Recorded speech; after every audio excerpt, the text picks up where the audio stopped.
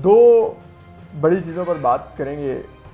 एक तो इमरान खान साहब ने जो कल स्टेटमेंट दी है उस पर अब ISPR का रद्दमल तो आ गया, लेकिन इमरान खान साहब ने ये स्टेटमेंट क्यों दी है ये बड़ी इंटरेस्टिंग है और इसके इम्प्लीकेशंस पर हम आपको आज बताएंगे और इस स्टेटमेंट के मुहर्रकात पर बताएंगे और इस स्टेटमेंट पर अब कहाँ कहाँ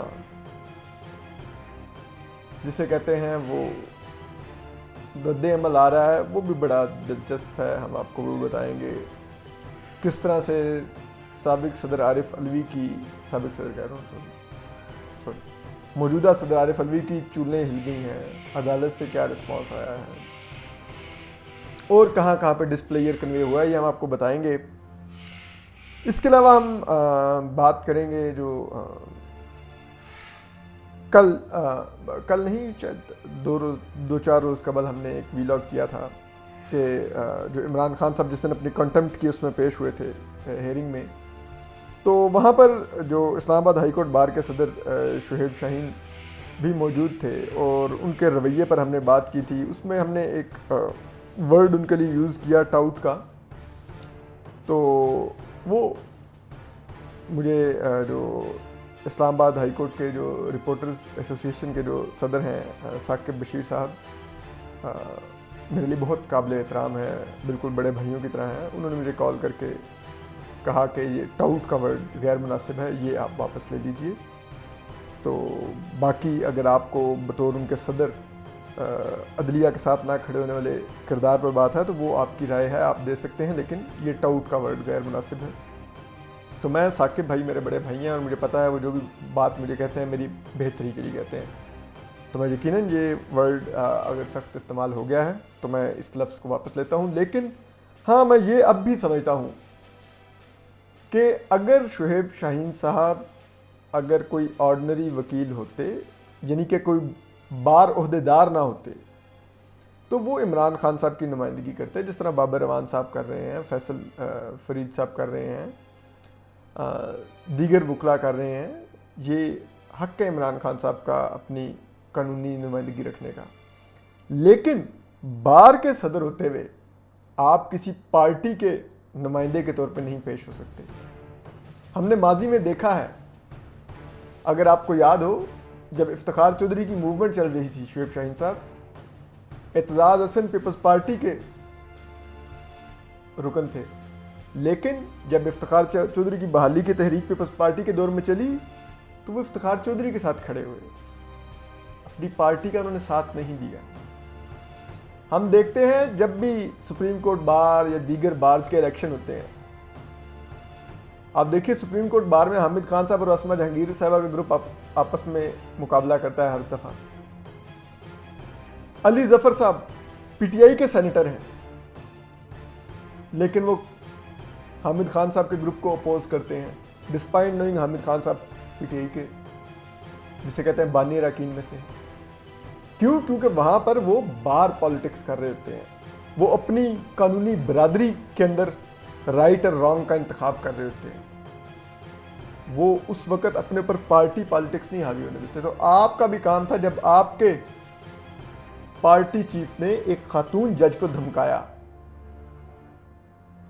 जिस पर अदलिया ने 100 मोटो नोटिस लिया इस्लामाबाद हाई कोर्ट ने तौहीन अदालत का, आपको इमरान खान साहब कहना चाहिए था कि मैं आपके साथ खड़ा नहीं हो सकता, आप जाके माफ़ी मांगे, मैं आपको ये तजवीज़ करता हूँ और मैं ये मामला तब रिजॉल्व करूँ जब आप माफ़ी मांगेंगे तो मैं अदलिया से कहूँगा कि इनको माफ़ कर दें। मैं बतौर हाई कोर्ट बार के सदर आपसे कहता हूँ कि इनको माफ़ कर दें, दरगुजर कर दें, लेकिन आप उनके आगे पीछे फिर रहे, मतलब this is not the way. हम इस्लामाबाद हाई कोर्ट बार के सदर से सर उसका स्टेचर को देखते हुए कोई बेहतरी रवैये की तवक्को करते हैं, ये खड़े होके एक सियासी रहनुमा के आगे ये सूट नहीं करता। तो खैर एनीवे, अब हम इससे आगे आते हैं। इमरान खान साहब ने कल जलसे में तकरीर की है, उन्होंने एक नई लाइन खींची है। एक तो उन्होंने कहा है कि जो कोई भी आर्मी चीफ साबिक सदर आसिफ जरदारी या साबिक वज़ीर-ए-आज़म मियां नवाज शरीफ मौजूदा हुकूमत के ज़रिए लगवाना चाहते हैं तो उनको डर है मुहिब्बे वतन आर्मी चीफ ना आए तो ये वो आर्मी चीफ लगाएंगे जो इनकी चोरी की दौलत बचाए।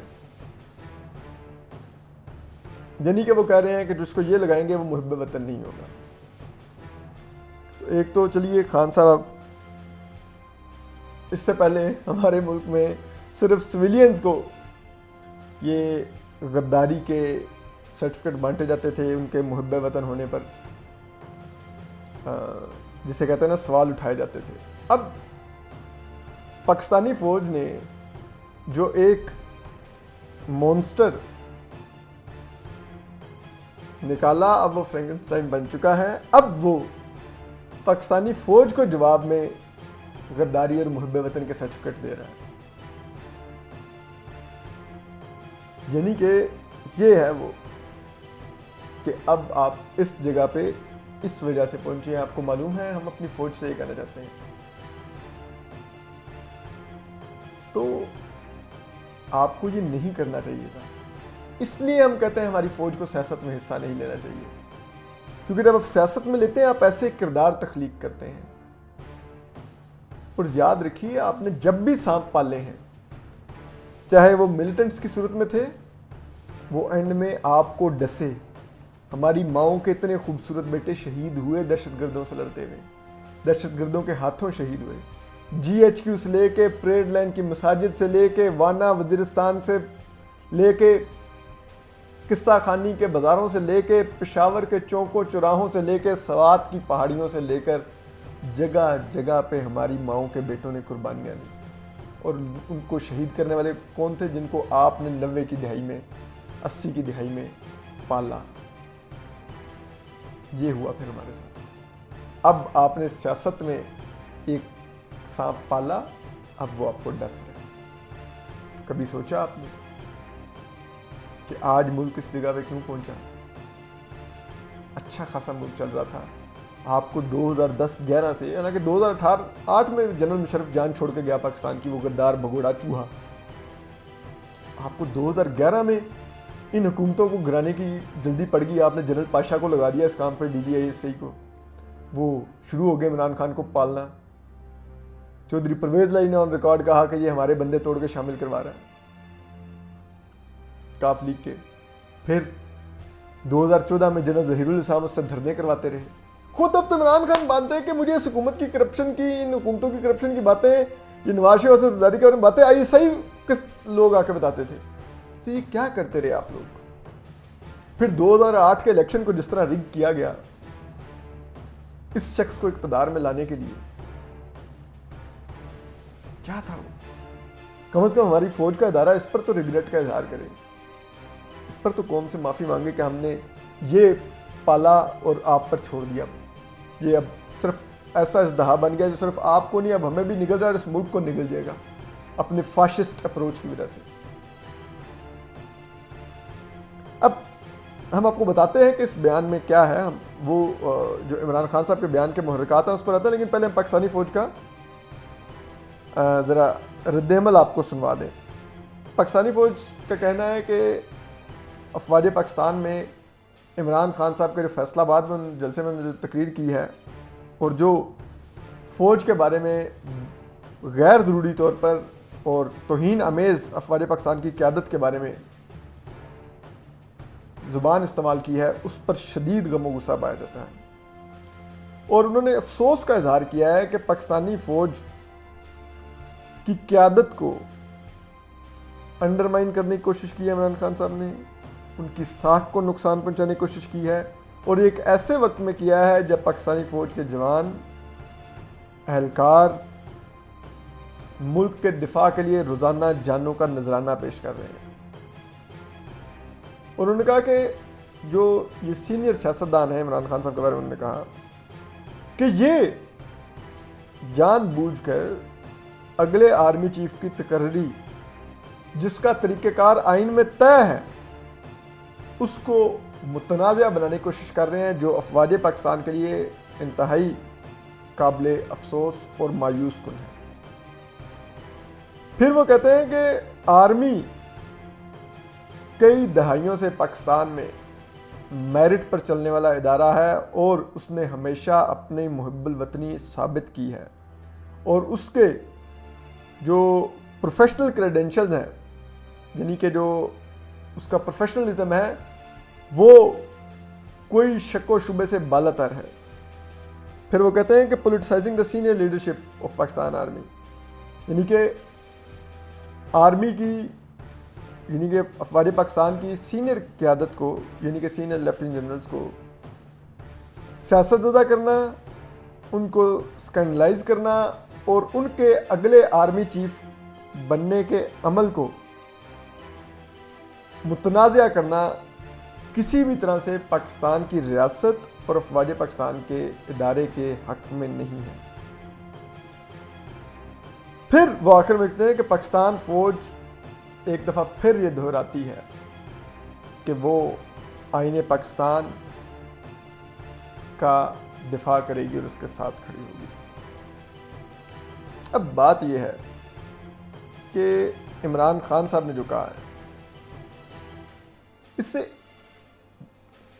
देखिए एक बात तो हमें नज़र आ रही है कि इमरान खान साहब का मसला ये नहीं है, हम फिर कहेंगे कि मुल्क में सिविलियन बालादस्ती हो और फौज की मुल्क में मुदाखलत ना हो। उनका मसला ये है कि फौज की मुदाखलत हो और मैं वज़ीर आज़म हूँ फौज की सियासी मुदाखलत से। फौज दोबारा से 2018 की तरह इलेक्शन रिग करे, पोलिंग स्टेशनों पर कब्जे करे, पोलिंग एजेंट बाहर उठा के फेंके, आरटीएस बंद कर दे और फिर मुझे सीटें दिलवाए, फिर कोई एक जहांगीर तरीन जैसा जहाज़ चले जिसमें वो उम्मीदवार लाद लाद के आज़ाद भेजे जो मेरी पार्टी में शामिल हों और मैं प्राइम मिनिस्टर बनूं। This is what he wants. क्यों? क्योंकि आप देखिए जो आर्मी चीफ होता है वो चेयरमैन नैब तो नहीं होता कि उसका काम है कि वो सियासतदानों का एहतसाब करे। बताइए ना, क्या अफवाज पाकिस्तान मुल्क में सियासतदानों का एहतसाब करने का इदारा है कि पाकिस्तान की सरहदों के दिफा करने का इदारा है? आइन क्या कहता है आप देख लीजिए। तो जब हमारी फौज का काम, जो हमारी ही माओं के बेटे हैं, हमारी सरहदों का दिफा है, तो फिर ये वो अपने चीफ एग्जीक्यूटिव को कैसे अंडरमाइन कर सकते हैं? अफवाज पाकिस्तान पाकिस्तान के प्राइम मिनिस्टर के ताबे होती हैं, प्राइम मिनिस्टर आर्मी चीफ के ताबे नहीं होता। कि आर्मी चीफ बता रहा होगा कि जी आपके पास लूटी हुई दौलत है, मैं आपको आपका एहतसाब शुरू कर रहा हूं। ये तो फिर इमरान खान साहब किस बात का रोते फिर रहे हैं कि मुझे फौज ने निकाला? निजी महफिलों में जनरल कमर बाजवा पर इल्जाम लगाते फिर रहे हैं, जलसों में उनको मीर जाफर, मीर सादिक कहते फिर रहे हैं। फिर किस लिए कहते हैं आप? ये आपको यही इतराज है ना कि मुझे क्यों निकाला गया है, और आप ये इल्जाम लगाते हैं कि उसके पीछे अफवाज पाकिस्तान का किरदार है। तो फिर आप, अगर आपको निकाले जाने में अगर मुबैना तौर पर अफवाज पाकिस्तान का वो किरदार है, तो फिर किसी और को निकालने के लिए वो किरदार, किसी और की अकाउंटेबिलिटी के लिए वो किरदार कैसे लेजिटिमाइज हो जाएगा, कैसे कानूनी करार पाएगा? तो इसका मतलब तो फिर यही है ना कि इमरान खान साहब, आप सिविलियन सुप्रीमेसी नहीं आप इमरान सुप्रीमेसी की जंग लड़ रहे हैं। आपका मसला फौज के सियासत में किरदार से है ही नहीं है। आप बकौल आपके जिस अत्तार के की दवाई से बीमार हुए हैं, उसी अत्तार के लोंडे से आप दोबारा दवाई लेने पर तैयार हैं, बशर्ते इसके कि वो आपको प्राइम मिनिस्टर बना दे। इससे कम पर आप कंप्रोमाइज करने को तैयार नहीं है। और उसके लिए आप कह रहे हैं कि जी जो आर्मी जनरल, आप प्रीएम्प्ट कर रहे हैं कि जो अगला आर्मी चीफ आए वो ये आके देखे कि यार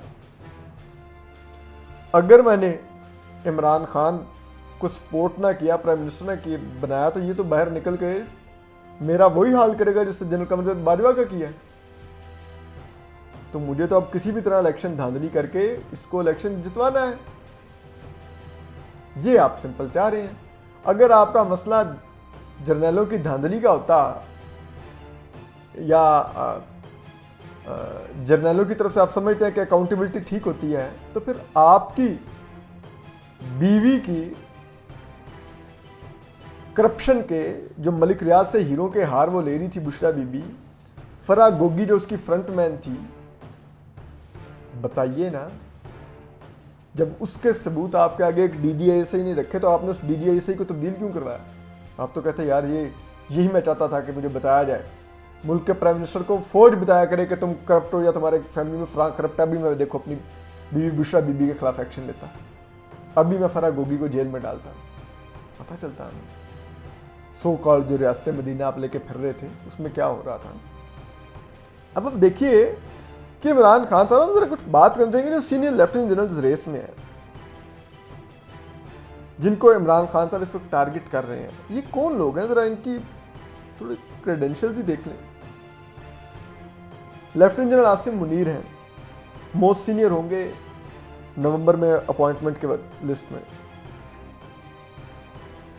ये 2018 में लेफ्टिनेंट जनरल हुए थे, ठीक है। ये DGISI रहे हैं इमरान खान साहब के दौर में। उसके अलावा ये कोर कमांडर गुजरांवाला रहे हैं। इस वक्त ये जिसे कहते हैं, कहाँ पर ये तैनात है, ये भी मैं भी इनकी तैनाती नहीं देख पा रहा। अच्छा, एनीवे, फिर हाँ, अभी ये क्वार्टर मास्टर जनरल हैं पाकिस्तानी फौज के, ठीक है। इसी तरह दूसरे जो लेफ्टिनेंट जनरल होंगे सेकंड नंबर पर सीनियरिटी लिस्ट में, वो lieutenant general side Shamshad Mirza हैं। अब देखिए, ये भी एक सीनियर जनरल हैं और इनका ताल्लुक सिंध रेजिमेंट से है। ये इससे पहले DGMO भी रहे हैं राहील शरीफ साहब के दौर में। ये आर्मी चीफ जनरल बाजवा के CGS भी रहे हैं। CGS जो होता है वो डिफेक्टो आर्मी चीफ होता है, चीफ ऑफ जॉइंट स्टाफ होता है। नहीं, वो होता है CGS chief of general staff army chief का वो होते हैं। फिर इन्होंने में तहरीक तालिबान के खिलाफ जो ऑपरेशन था नॉर्थ वजिस्तान में, उसमें भी इनका रोल था, ठीक है। फिर इसके अलावा ये जो अफ़गानिस्तान के ऊपर तालिबान के आने से पहले जो डायलॉग होता रहा, उसमें चाइना, अफ़गानिस्तान, अमेरिका के बीच में ये पाकिस्तानी फ़ौज की नुमाइंदगी करते रहे, ठीक है। फिर जो गिलगित बल्तिस्तान में रिफॉर्म्स हुई, उसको एक दर्जा दिया गया, उसमें भी इनका एक्टिव रोल था सरताज अजीज़ साहब के साथ, ठीक है। फिर चाइना के साथ जो स्ट्रेटेजिक डायलॉग होते रहे, शाह महमूद कुरैशी जब वज़ीर ख़ारजा थे 2021 में, ये उसमें भी पाकिस्तानी फ़ौज की नुमाइंदगी करते रहे। ये बड़े सीनियर लेफ्टिनेंट जनरल हैं। फिर काबिल लेफ्टिनेंट जनरल हैं दोनों, आसिम मुनीर साहब भी और साहिर शमशाद मिर्ज़ा साहब भी। फिर अज़हर अब्बास साहब पे आ रहे हैं, ये तीसरे नंबर पर इस लिस्ट में। अभी ये चीफ ऑफ जनरल स्टाफ हैं army chief general commander Bajwa के, ये भी कोर कमांडर रावलपिंडी रहे हैं। इस वक्त साहिर शमशाद मिर्ज़ा साहब कोर कमांडर रावलपिंडी हैं और इससे पहले ये अज़हर अब्बास साहब थे। ये भी जिसे कहते हैं कश्मीर का बॉर्डर सारा देख चुके हैं। फिर 10th core commander 10th core की कमांड की वजह से। फिर आप देख लिए, इससे पहले ये कमांडेंट इन्फेंट्री स्कूल रहे हैं कोयटा में, ठीक है। आर्मी चीफ जो साबिक थे जनरल राहील शरीफ, उनके ये चीफ स्टाफ ऑफिसर थे, ठीक है। उसके बाद आप आ जाएं लेफ्टिनेंट जनरल नुमान महमूद राजा, ये इस वक्त NDU के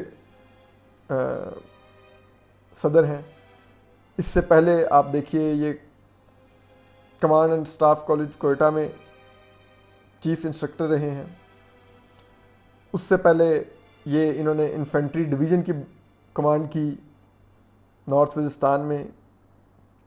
उससे पहले ये डायरेक्टर जनरल एनालिसिस रहे हैं ISI के अंदर, और पॉलिसी, फॉरेन पॉलिसी के लिए इन्होंने काफ़ी इनकी इनपुट होती थी। इस और जो बैनुल-अक़वामी इंटेलिजेंस एजेंसियाँ थी उनसे भी ये काफ़ी ज़्यादा कोऑपरेट करते रहते थे, कोऑर्डिनेट करते रहते थे उस वक्त जो अमूर चल रहे थे। इससे पहले ये पेशावर के कोर कमांडर भी रहे हैं, एक सीनियर लेफ्टिनेंट जनरल हैं। फिर लेफ्टिनेंट जनरल फैज़ हमीद हैं 5वें नंबर पर, इनको देख लीजिए। इनका बलोच रेजिमेंट से ताल्लुक़ है। ये जनरल कमर बाजवा के एक दौर में चीफ ऑफ स्टाफ भी रहे हैं। फिर इसके अलावा आप देखिए ये पन्नो आकिल में एक इन्फेंट्री डिवीज़न की कमांड कर चुके हैं। आईएसआई में डीजीसी भी रहे और बाद में डीजीआईएसआई भी बने। फिर कोर कमांडर पेशावर भी रहे, अब कोर कमांडर बहावलपुर हैं, सभी सीनियर अफसर हैं। फिर लेफ्टिनेंट जनरल मोहम्मद आमिर हैं, आर्टिलरी रेजिमेंट से इनका ताल्लुक़ है। इस वक्त कोर कमांडर गुजरांवाला हैं। ये आप देख लीजिए फौज में सीनियर पोजीशंस पर रहे हैं। अब ये तमाम लेफ्टिनेंट जनरल्स जो से हैं, आपको लगता है ये इतनी की पोजीशंस पे जिन पर सर्व कर चुके हैं और अभी भी मौजूद हैं, क्या इन जगहों पर पहुंचने वाले हमारे फौज के जर्नल, लेफ्टिनेंट जनरल्स इतने सालों का एक्सपीरियंस लेकर, क्या वो मुहब्बे वतन नहीं थे? क्या हमारी इंटेलिजेंस एजेंसियां जो एक एक प्रमोशन के ऊपर उनकी इंटेलिजेंस क्लियरेंस करती होंगी, क्या उन्होंने गैर मुहब्बे वतन लोगों को प्रमोट होने दिया? क्या आखिर हुआ ऐसा कि आज इमरान खान साहब इनकी ज़ात पर ही उंगली उठा रहे हैं, इन लेफ्टिनेंट जनरल्स की ज़ात पर उंगली उठा रहे हैं? कोई तो हमें समझाए ना इस मुल्क में। फिर देखिए सादा सी बात है, हम फिर वही कहेंगे, इमरान खान साहब का मसला ये है। अब देखिए ना, इनमें से एक लेफ्टिनेंट फैज़ हमीद है, उनके भाई नजफ हमीद जो भी नायब तहसीलदार प्रमोट हो चुके हैं पटवारी से, वो पीटीआई के बैनर्स पे उनकी तस्वीर होती है। चकवाल की तमाम सियासत वो देखते हैं पीटीआई के बिहाफ पर। और जब इमरान खान साहब के ऊपर एक सो मोटो हुआ कि इन्होंने जो फंड्स हैं वो जारी किए हैं इलेक्शन से पहले जो कि गैर आईनी थे, तो उसका जो बेंच बना उसमें जस्टिस कादी फाइसा साहब ने